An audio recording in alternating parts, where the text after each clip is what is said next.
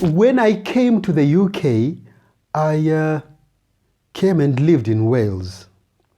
And throughout, before that, I never thought of storytelling I never thought of it as a profession that I can take.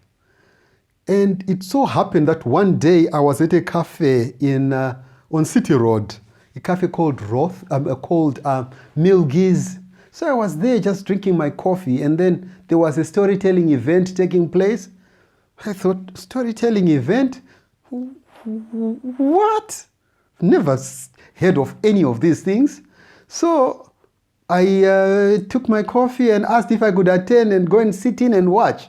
So when I got into that yacht and watched storytellers come one by one, each telling their own stories, I got the stories of the Mabinogion, the stories of, King Arthur and so on.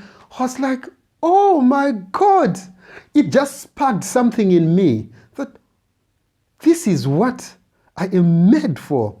I didn't just come here it's not by coincidence. This is fate. I was meant to come here and see this and follow this path. So from that time on, it was full throttle into storytelling for me. I started to read quite a lot on that storytelling and what my grandparents have been, all the stories that my grandparents were telling me, it all was coming back into me. It's like it was preparation for me to get into the art of storytelling and share with the world the oral tradition of storytelling.